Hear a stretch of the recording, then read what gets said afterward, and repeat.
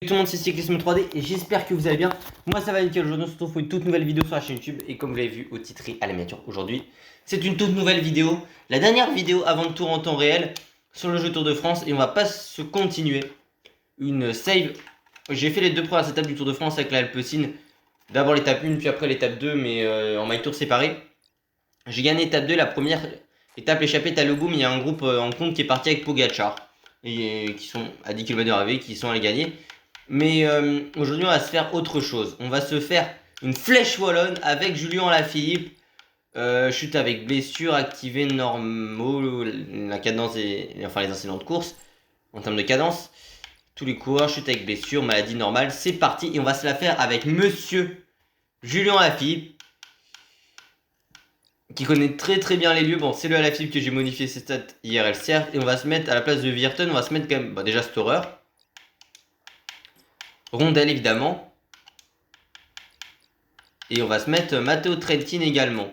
Donc on va se faire une petite équipe assez sympathique au départ de cette Flèche Wallonne qui est une nouveauté du jeu cette année. J'avais envie de la tester. Charleroi 8 au mur de 8, donc le chemin des chapelles de son nom complet. Classique au registre très particulier où tous les favoris sont généralement présents au moment de se lancer dans les redoutables pentes du mur de 8. Et ces passages à plus de 20% de dénivelé, la Flèche Wallonne couronne le coureur le plus explosif du moment, un véritable mur de vérité. Voilà, la première des deux principales ardennaises, même si l'Amstel fait la transition généralement entre les ardennaises et les flandriennes. Pogacar, Evenepoel, Mas en favori. Ouais, Mas, Evenepoel, Pogacar. Et puis, bon, 198 km, Alaphilippe en mauvaise forme. Ça va être embêtant, mais je pense qu'on va le faire avec Julien. On a la Wagner-Bazin au départ aussi. Bonjour à toutes et à tous et bienvenue au départ de la Flèche Wallonne. Ouais, le kilomètre le plus long de la planète vélo. C'est vrai que la Wagner-Bazin, on n'a pas l'habitude de les voir d'habitude. On a avec Rondelle à nos côtés, la voiture qui est floquée également, tout comme les arches, qui sont les vrais de la Flèche. Voilà, ça fait plaisir d'avoir cette course. C'est vrai que, si vous vous souvenez bien, sur TDF20, dans mes premières vidéos, j'avais fait une vidéo à la Flèche Wallonne, parce qu'il y avait le mur de 8, et en fait, à l'époque, dans le trailer de TDF, il y avait marqué un peu les courses qui étaient. En fait, c'était juste les courses d'ASO, mais tu avais le Tour Dauphiné Paris-Nice, voilà, qui était normal, Roubaix. Il y avait les Bastogne-Liège qui était ajouté. Bon, il y a le Tour des Flandres, mais ils ont pas la licence, quoi, vous avez capté. C'est le parcours qui est là. Et à l'époque, on avait aussi marqué Paris-Tour et Flèche Wallonne. Donc je me suis dit, je vais faire Flèche Wallonne. Et il y avait marqué Vuelta aussi. Mais c'était juste pour les kits de la Vuelta qui sont les kits officiels, contrairement au Giro qui sont pas les kits officiels.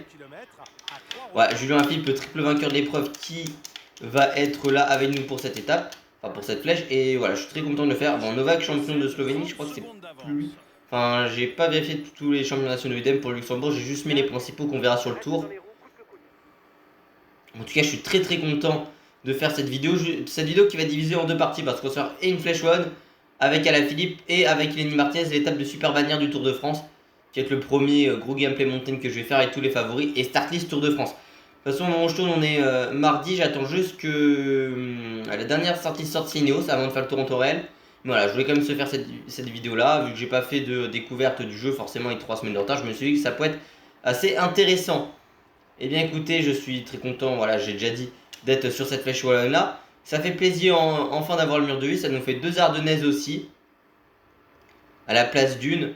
Voilà, et puis aussi la Flèche Wallonne, je l'ai oublié de le préciser quand je parle de l'Amstel, qui est aussi une transition entre flandrienne et ardennaises. Voilà, les ardennaises avec des difficultés de plus d'1 kilomètre, généralement même de plusieurs kilomètres avec des forts pourcentages pour certaines, alors que les flandriennes c'est moins d'1 kilomètre la plupart du temps, et c'est sur des côtes, des côtes avec des monts pavés, c'est des monts là, c'est des côtes sur les ardennaises par rapport aux flandriennes. Et puis nous on va se retrouver tout de suite un peu plus tard dans cette Flèche Wallonne. Certes, on est à 96 km 700 de l'arrivée, mais on va entamer le premier passage du mur de 8. Une échappée de 10 à l'avant avec Curie, Bayer, Atterli, Mosca, Reisberg, De Potter, De Widet, Demester et Jordan Labrosse également qui sont présents à l'avant et Kuipers aussi. Mur de 8, 1 km 400 à 9,1% de moyenne. C'est difficile forcément le mur de 8. On a Pogacar qui est à nos côtés dans ce peloton. Alors dans ce parcours ils ont mis seulement la Côte des Rafs, ils n'ont pas mis Cherave. dans ces boucles-là. Bon, après, on a 3 murs de UI à faire, mais je voulais au moins qu'on se retrouve pour ce premier passage du mur de UI. On va prendre notre gel bleu avec Julien, vous savez quoi. La UAE qui est là, aux côtés de Pogacar, il y a Nomen Novak, mais on a également aussi Yann Christen, Rochartner, Romain Grégoire qui est bien placé avec ses coéquipiers. Remco est présent, tout le monde est là, Skelmose. Benoît est là, Pogacar remonte. Thibaut Nice est là aussi qui va être important à surveiller. Thibaut aujourd'hui. Vainqueur du Grand Prix Miguel Indurain cette année avec une démonstration et surtout vainqueur de 2 étapes du Tour de Romandie l'an dernier. Voilà, ces 3 tours ici à faire sur cette flèche wallonne. Le chemin des Chapelles qui est ce mur de 8 qu'on a entamé. On est dans la zone de ravitaillement. On va pouvoir donner le gel bleu à tous nos coéquipiers. Marc Hirschi est en bonne forme, mais je préfère quand même jouer avec Julien qu'avec Marc Hirschi. Marc Hirschi, je vais un tout petit peu baisser ses stats parce que sa saison depuis le mois de février est un peu plus compliquée. Julien, j'ai augmenté déjà parce que j'ai envie de... C'est bizarre, mais j'ai envie d'avoir un Julien très fort sur le jeu. Et aussi, bah, il a quand même fait un très bon Tour de Suisse. Après, il est certes sur le cheat en stats, mais c'est le Julien avec lequel j'ai envie de jouer. Mais le Julien qui est quand même moins fort que ce que je mettais, genre jusqu'à TDF 2023, je mettais à 81 montagne. Là, je l'ai mis à 77. Mais ça nous permet quand même de kiffer un minimum avec Julien. Voilà, on va se retrouver tout de suite, je pense, pour se faire en intégralité le dernier tour de circuit. Il doit quand même essayer de faire la différence avant la fin car il ne va pas vite au sprint.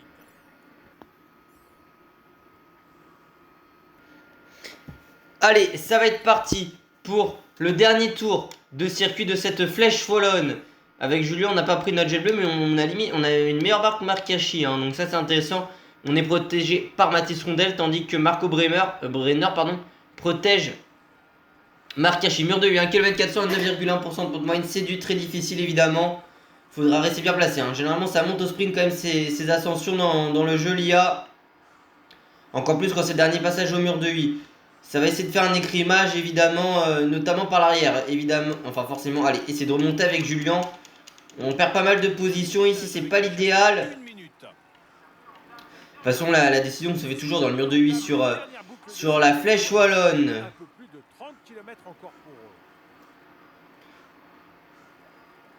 En tout cas, ça rajoute quand même un petit peu au jeu, hein, forcément, d'avoir une flèche wallonne. C'est toujours sympathique. Ouais, j'ai pris une lichette de gel bleu. Je pense que j'aurais pu encore un petit peu attendre avant de le prendre. En ce qui concerne Marc Hirschi, lui, par contre, va le prendre parce qu'il est, il a une moins bonne barre que nous. Ça, des fois, je prends le gel bleu d'assez tard quand même. Hein.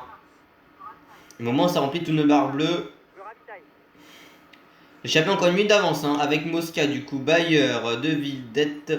Ah oui, mais c'est le coureur de Vlaanderen. Du coup, j'ai pas mis les bons noms là. Brosse, Curie, Reisberg, Dimester, De Potter et Bayer. Avec Caterly. C'est échappé qui a eu jusqu'à 5 minutes d'avance en toute première partie d'étape. Enfin, d'épreuve, pas d'étape. Allez. On va être là. Il y a Sivakov aussi qui est en protection du champion du monde slovène. Un peu de chance d'aller au bout, les gars. Faites attention au contre. J'ai pas vu Madois ce côté de Romain Grégoire pour le moment. Un Groupama qui avait expliqué, enfin, c'était notamment pas mal expliqué lors du Tour de Suisse que la Groupama a les meilleurs pneus pluie du peloton. S'il est bien, Valentin Madois. Il est à notre gauche. Et à notre droite, c'est Sivakov. Van Luder, Pogacar et Evenepoel sont présents aussi. Hein. Marc Hirschi qui est très bien présent également pour notre équipe.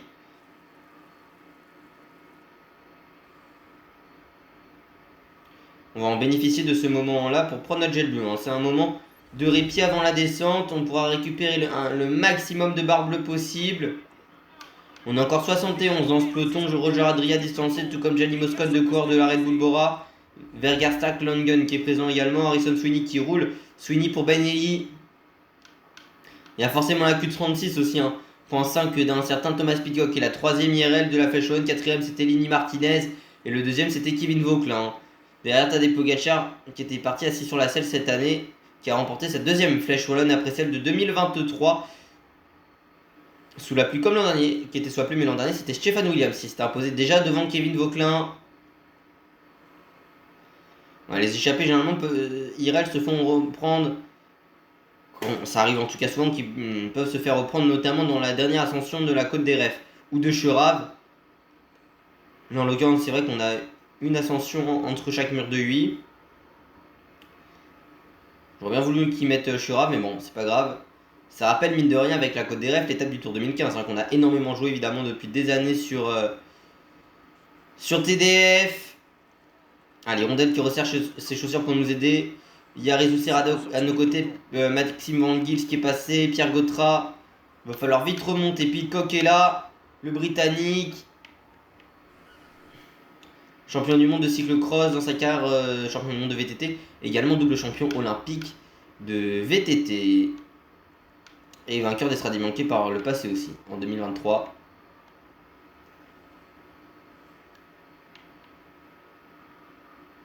Et vainqueur l'Alpe d'Huez évidemment sur le Tour de France.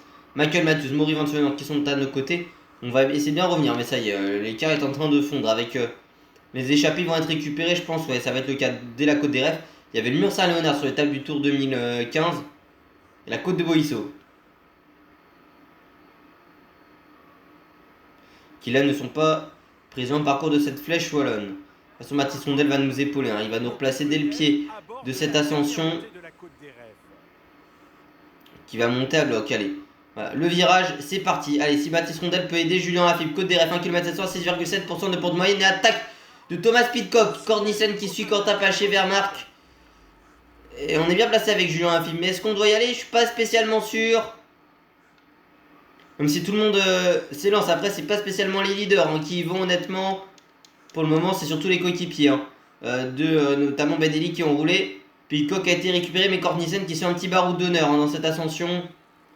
J'attends le retour de Mathis Rondel qui visiblement n'est pas encore revenu. À nos côtés, Marco Brenner qui a arrêté de protéger Mert Kirchi. On va demander à Julien Lafilippe, à Mathis Rondel de protéger Julien Lafilippe. En ce qui concerne Brenner, voilà, il arrête de protéger Hirschi qui va lui suivre les attaques.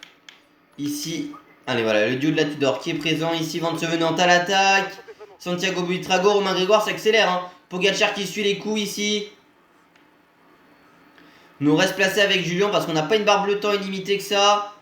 Hirschi est revenu mais il a utilisé énormément de barres rouges. Pogacar qui est à nos côtés. Enfin regarde un tout petit peu plus loin. Par contre j'ai pas vu de Mathis Rondel qui est censé venir nous... Ah non mais viens protéger Julien.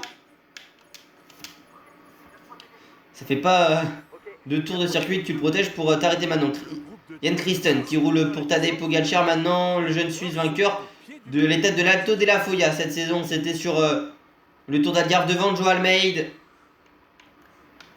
Le Portugais vainqueur de ses 3 dernières courses par étape pour le Tour. Après, enfin avec le Tour du Pays Basque, le Tour de Romandie et le Tour de Suisse. Malheureusement, Romandie et le Tour de Suisse devant 2 corps français, Denis Martinez et Kevin Auclair.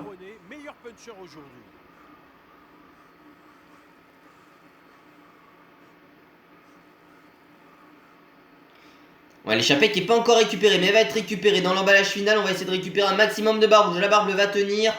En ce qui nous concerne les 10 derniers kilomètres. Ah, mais Rondel, il n'est pas encore repassé devant nous. On va essayer de récupérer. Allez, un tout petit peu de rouge dans ces portions-là. L'échappée qui compte encore une quarantaine de secondes d'avance. On n'a pas récupéré tant de temps que ça. On a dû récupérer même pas 10 secondes. Sur la dernière ascension, voilà. Est-ce qu'on peut revenir à nos côtés, nos coéquipiers?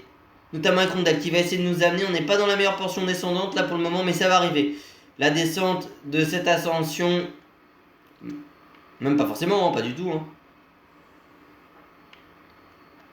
Je pense qu'on va utiliser le turbogel avant le pied du mur de 8. Vous savez quoi, ça peut être intéressant à tenter. C'est peut-être un coup de poker, mais ça peut être intéressant. Par contre, Rondel qui nous bloque. Dio Martin Guionnet qui est remonté. Peyo Bilbao qui sont là. L'échappée, elle est toujours solide. Hein. Allez, Mathis, est-ce qu'il peut nous épauler pour revenir? Marc Hirschi est présent également. Marc Hirschi qui a plus de barre bleue que nous au final dans cette course. Allez, Mathis, il va devoir protéger Julien le plus longtemps possible. Allez, il reste 4 km pour Mathis. Enfin, pour les coureurs d'ici l'arrivée, mais Mathis Rondel, il lui reste encore 2 km à tout donner. Ça va être terminé pour le jeune espoir français, 9ème du Tour de Romandie cette saison et je crois 16ème du Dauphiné. Qui a été performant l'an dernier sur le Baby Giro, donc le Giro Next Gen. 30 secondes d'avance pour la tête de course. Allez, il va falloir essayer de bien se replacer. Le mur de 8 qui approche. Échappée va être récupérée. Hein. Ça ne fait plus aucun doute. Et voilà, nous sommes au pied Allez. de la dernière montée. Vous savez quoi? Turbogel, ça va être parti avec Julien. Allez. Mur de 1 km 400, 9,1% de pente moyenne. On va utiliser le turbogel pour se replacer. On est très bien placé dans la roue de Lenny Martinez ici. Avec Julien, j'allais dire avec David, pas du tout. Et Benelli qui est très bien parti avec Lenny. Allez, on remonte avec Julien Afif. Faut essayer de revenir. Lenny Martinez qui est fort derrière l'Irlandais. On va mettre notre attaque avec Julien. Faut revenir. On a donné tout notre gel rouge, hein, mais c'est Lenny face à Benelli. Lequel va s'imposer? Ah, c'est Lenny Martinez qui va les s'imposer. Ici au mur du Hamon, Pogacar revient. Poggi la Mèche est de retour. Et victoire de Tadej Pogacar juste devant Lenny Martinez. Ouais, Poggi la Mèche qui s'impose. Victoire de Tadej Pogacar juste devant Lenny Martinez malheureusement. Deuxième. Et Benelli qui se sont fait un très gros duel. Mais Pogacar est revenu dans les tout derniers mètres. Et Julien Philippe qui finit quatrième en mauvaise forme. Dommage parce qu'on avait vraiment les jambes sur ce mur de 8. On a utilisé peut-être notre barre rouge trop tôt. Et pourtant ils ont fait un plus gros sprint que nous. Lenny Martinez et Benelli.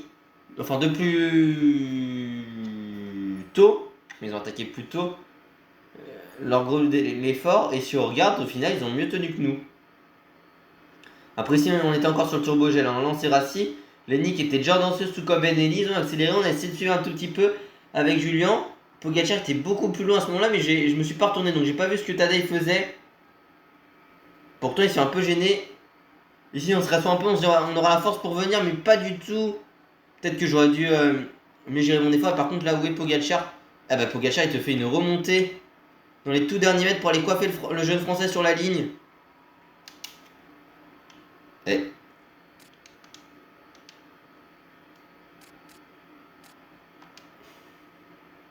si on peut voir hein,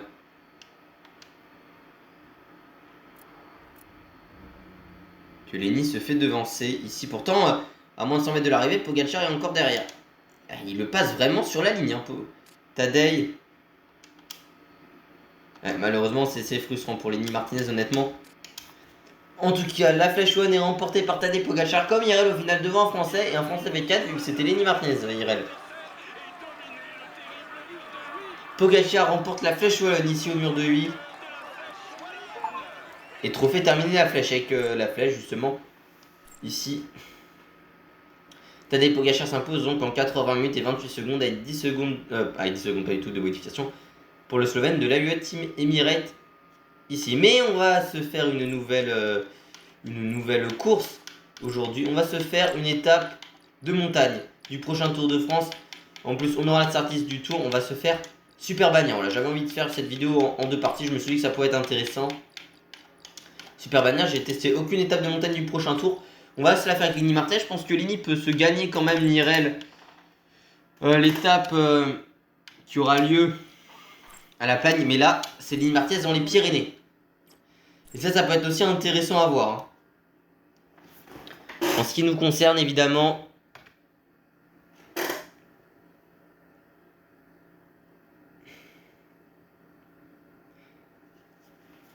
Allez, on espère avoir une bonne forme avec Lenny quand même sur cette épreuve. Qui va être assez difficile, je pense quand même. Le Tour en Torel qu'on va se faire. Hein. Oh, bonne forme pour Lenny. Tour en Torel que je vais faire avec la... J'en ai déjà parlé, mais avec la Soudal Quick Step, je pense. Ça peut être assez intéressant. Entre Remco, Paris Peintre, Van Wilder et Merlier, ça peut être vraiment très bien. Comme c'est que vu que je serai pas là pendant pas mal de jours, bah, il faut que j'arrive jusqu'à l'étape 18. Alors qu'on ne sera même pas à l'étape 10 IRL. Ça va être intense, je veux pas vous mytho, mais bon, c'est comme ça. En tout cas, ce qui est sûr, c'est que nous, on va un peu se retrouver un peu plus tard dans cette étape. Allez, à tout de suite. Je reste dans les roues, coûte que coûte. Allez, c'est parti pour le final de cette étape. Eh bien, écoutez, c'était plutôt tranquille, mais vous remarquerez quand même que notre meilleur équipier, c'est Maoric. C'est même pas Buitrago, pourtant les deux ont la même forme. Après, c'est vrai que j'ai un tout petit peu baissé Buitrago, quoi. Je suis même pas, si peut-être un petit peu en montagne et haute. Parce qu'au final, cette saison, alors certes, il remporte le Tour de la Communauté de Valence. Il finit deuxième devant Lenny, mais derrière Scaroni sur le Tour des Alpes-Maritimes Mais au final, après, sur Paris-Nice, il abandonne sur le Tour du Pays Basque. Il finit assez loin et notamment sur la première étape remportée par... Enfin, l'étape que Almeida remporte, bah... Enfin, la première, je crois. Comment dire qu'il attaque très tôt, il explose totalement dans cette ascension qui était ultra dure. Et puis après, si vous regardez, alors que là, on s'est un tout petit peu distancé. C'est fini pour Sivakov, par contre, au côté de Tadej Pogacar. C'est fini pour Kevin Vauquelin, quasiment. Bah, si on regarde en ce qui concerne... Buitrago c'est 6ème de Flèche One, mais après c'est très difficile sur Dauphiné où il abandonne aussi. Super Bagnères, 16 km 200, 7% de moyenne, alors que Lenny bah, c'est au port du top 10 en étant coéquipier sur le tour de la communauté de Valence. Alors que Roglic est à l'arrêt dans la dernière position de Santiago Buitrago. Enfin, coéquipier de Buitrago et au port du top 10, oui. Sur le tour de la communauté de Valence. Lenny fait 3ème en étant équipier de Buitrago sur le tour des Alpes-Maritimes. Chez lui en plus. Voilà, Mauric va nous attendre, voilà, et nous protéger. Et en ce qui concerne après Vlasov a attendu Primoz. Hein. Et en ce qui concerne aussi Lenny, bah, c'est victoire étape sur Paris-Nice, 4ème de la Flèche Wallonne, enfin 5ème du Tour de Catalogne, 4ème de la Flèche Wallonne, 2ème du Tour de Romandie avec une victoire d'étape et port du maillot leader. Et puis bah, c'est victoire d'étape sur Paris, pas sur Paris-Nice, sur le Critérium du Dauphiné sur la dernière étape. Il y avait encore Benoît, Van Aert et lâché, j'ai un peu baissé les notes de Van Aert en physique quand même. Il y a encore Yates Almeida qui sont dans ce groupe-là. Écoutez, Roglic il est juste devant nous, là, à nos côtés, ici. Enfin, non, c'est même Vlasov. Hein. Allez, on va prendre notre gel bleu ici. On est lâché hein, par rapport au groupe de devant, mais devant, il monte au sprint. C'est pas dans notre intérêt. Hein. Super Bagnères, j'ai dit, c'est 16 km 200, 7% de porte moyenne. Ça faisait depuis les années 80. Il me semble que cette ascension n'avait plus été utilisée. Moi, j'ai jamais connu cette ascension en course, années 80-90. C'était peut-être même 85 avec Bernard Hinault, je crois. J'ai comme ça de mémoire, mais je suis pas sûr. Bernal est lâché, Félix Gall, j'imagine. Non, c'est Aurélien Paré-Peintre. Maurice qui va essayer de nous épauler sur ses premières portions d'ascension qui peuvent lui convenir. Hein. Au Slovène, ancien champion du monde espoir, c'était en 2013 à Florence. Vainqueur étape sur les 3 grands tours. Et de Milan-San Remo, Matei. 3 étapes sur le tour, une sur la Volta et une sur le Giro. Allez, Maurice, il va nous aider hein, dans ses forts pourcentages ici. On est à côté de Primoz, hein, que j'ai pas tant baissé que ça en termes de stats. Enfin non, Primoz est revenu devant, pardon. En tout cas, on a avec Almeida, ça c'est assez étonnant quand même. On essaie de limiter l'écart avec Lenny pour le moment. Voilà, c'est fini pour Maurice. On va attaquer, vous savez quoi, ce groupe-là. On revient sur Romain Grégoire et sur Ilan Van Wilder en ce qui nous concerne. Comme c'est qu'on est juste avant en replat ici quand même. Hein. On est quasiment dans la nature, mais écoutez, on va faire comme David Gaudu sur le Tour de France 2022 ou 2023. Il faut recure sur 80 jusqu'au sommet. Hein. Et on récupère les coureurs distancés. Après, je sais pas où ça va nous mener, hein, mais on verra. En tout cas, on n'a pas une si belle barre que ça pour 9 km encore d'ascension. Mais devant, ils ont énormément donné quand même. Et pourtant, on est arrivé pleine barre hein, au pied de cette ascension. Félix Gall distancé. Pour l'Autrichien vainqueur d'étape, c'était sur le Tour de France 2023 à Courchevel. Pour passer par le col de la Lose, mais sur l'autre versant. Et justement le versant de Courchevel. Mais c'était à l'altiport de Courchevel qui s'est imposé au Connor distancé. Henrik Mas, Lennart Van Edelvelt qui est sur le tour. Je suis assez étonné parce que c'est vrai qu'il a plus couru depuis le Romandie où il fait 15ème. Alors il a fait champion de Belgique qu'il a abandonné. Après c'est 8ème avec une bordure prise sur le Tour de Catalogne. Et c'est un général un peu plus compliqué sur le Tour où il avait déjà pris une bordure malgré 2 4ème places et où il était tenant du titre. Donc cette épreuve, on récupère Henrik Mas qui a le dossard 1 sur le jeu à chaque fois, étonnant. Voilà, on est dans le top 10 maintenant, on récupère Lennart, devant c'est Jorgensen et Guillaume Martin. Et Primoz est parti devant avec Remco Evenepoel, Pogacar, Vingegaard, Carlos Rodriguez et Timen Arensman qui est très très fort à Arensman hein, sur cette save. Hein.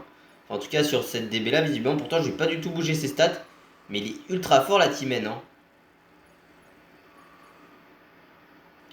Lenny, on avait joué l'an dernier avec lui le Pro Team avec la Groupama FDJ, on l'a vu en Pro Team aussi en saison 2 je crois sur TD23. Voilà, Jorgensen, Guillaume Martin, Guillaume sont récupérés.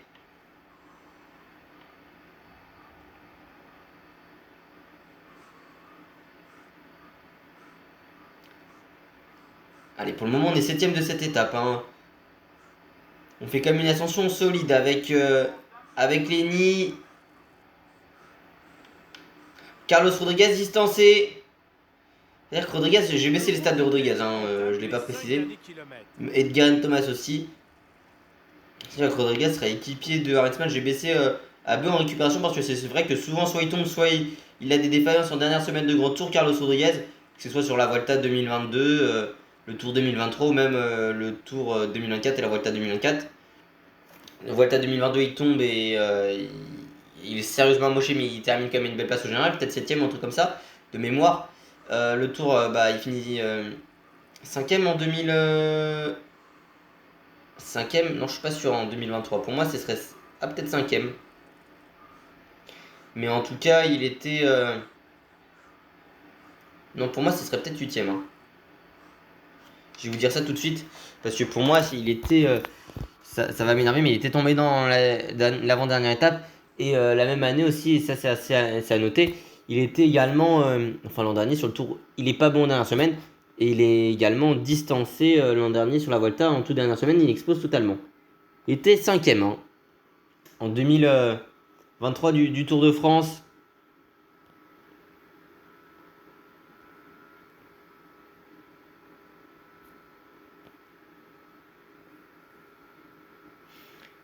Voilà.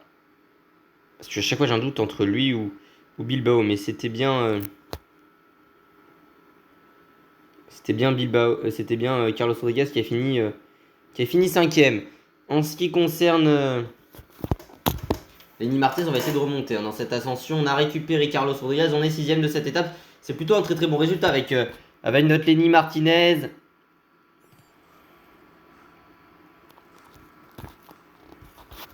Hop là. Voilà. Avec Lenny, on va essayer de s'accrocher jusqu'au sommet de cette ascension de Super Bannière. C'est difficile. Hein. Au moment, je vais pas vous mentir. Mais faut tenir.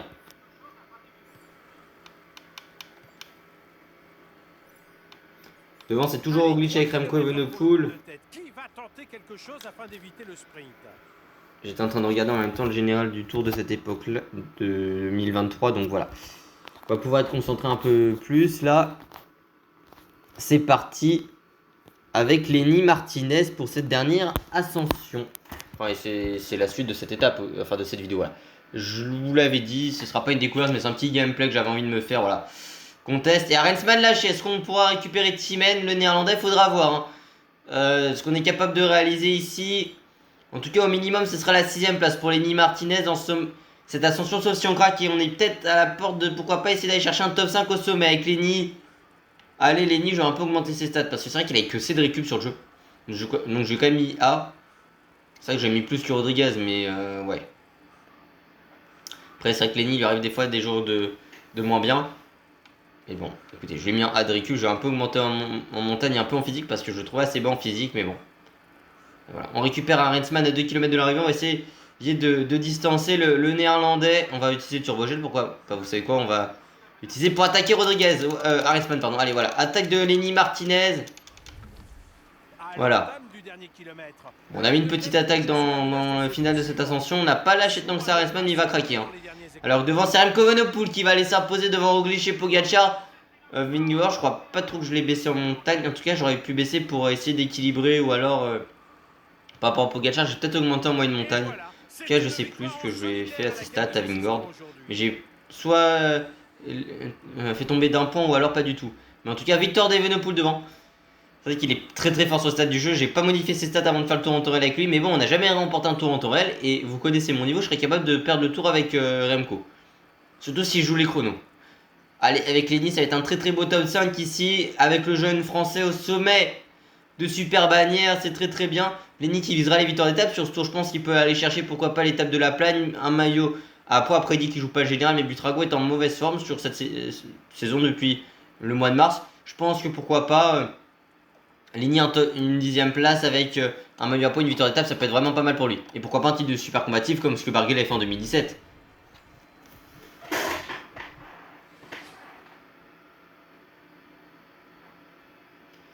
Allez, en tout cas, on a vraiment fait une très très belle étape. Je suis assez content de ce qu'on a réalisé avec Lenny aujourd'hui.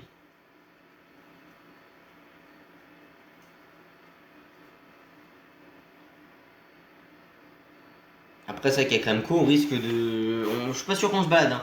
avec mon niveau. L'an dernier, regardez, avec Roglic, on avait pas mal d'avance suite à notre retournement de situation sur le plateau de Bay. Est-ce qu'on a gagné pour autant? Non. On n'a pas gagné le tour pour autant. Loin de la même.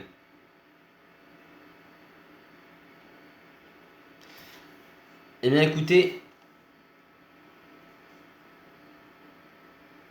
on voit tous les corps qui s'arrêtent devant nous sur l'image. Van der Berge qui va arriver ici au sommet de cette ascension.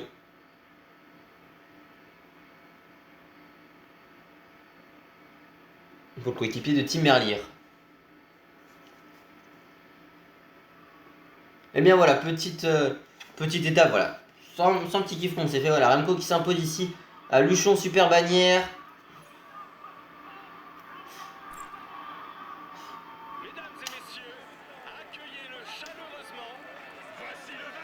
Remco Evenepoel, le belge du Lasso Quick Step qui s'impose en 4h55 minutes avec 31 secondes, pardon.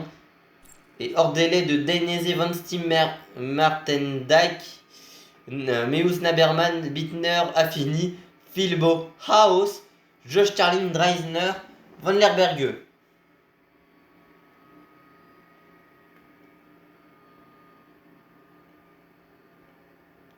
Et du coup Van der Berge qui est hors délai alors que Remco gagne étape aujourd'hui. Bon, en tout cas pour la Quick Step, ils perdent un homme. En tout cas, j'espère quand même que cette courte vidéo vous aura plu. Si c'est le cas, n'oubliez pas de vous abonner, d'activer la cloche de notification, liker, partager, commenter et de venir me rejoindre sur Insta et sur TikTok. C'est Cyclisme 3D. On va juste voir ce que j'ai fait à Vingegaard en termes de statistiques. Je crois pas trop que je l'ai modifié. Je vais vous montrer juste Rodriguez que j'ai baissé d'un point en moyenne montagne, de 2 points en endurance et de 1 en récup. Et Geraint Thomas que j'ai baissé à 77 montagne. 78 moyenne montagne et 75 endurance pour Geraint. C'est vrai que Geraint Thomas ces 3 dernières années, il a été bon sur une course en particulier. Bon, après ça fait podium, c'est 3ème du Tour de France, c'est 2ème d'un Giro où il perd l'avant-dernier jour et c'est vainqueur, 3ème d'un Giro, mais c'est vrai qu'on l'a peu vu. Depuis Vingegaard, j'ai juste j'ai augmenté en moyenne montagne et j'ai augmenté en résistance pour qu'il soit un peu plus au duel face à Pogacar, et pourtant là il a été en difficulté. Après ça reste qu'une étape ça reste qu'une étape entre guillemets sur un gameplay, on s'entend, mais ouais je suis assez étonné de ça. Après honnêtement il reste juste une équipe à annoncer leur startlist pour le tour, c'est l'Ineos pour le moment au moment où je tourne. Après je vais mettre Axel Laurence au pire en dernier coureur, mais c'est vrai que j'attends ça pour faire ma vidéo, le début du tour en Torel. En tout cas, j'espère que cette courte vidéo vous aura plu. Si c'est le cas, n'oubliez pas de vous abonner, activer la cloche de notification, liker, partager, commenter, de venir me rejoindre sur Insta et sur TikTok, c'est Cyclisme 3D. Après, j'ai courte vidéo, mais bon, elle fait plus de la nuit. En tout cas, j'espère que ça vous aura plu. Tout ça, n'oubliez pas de vous abonner, activer la cloche de notification, liker, partager, commenter et de venir me rejoindre sur Insta et sur TikTok, c'est Cyclisme 3D pour tout bien. À la prochaine. Ciao, ciao. Voilà, 33 minutes de vidéo.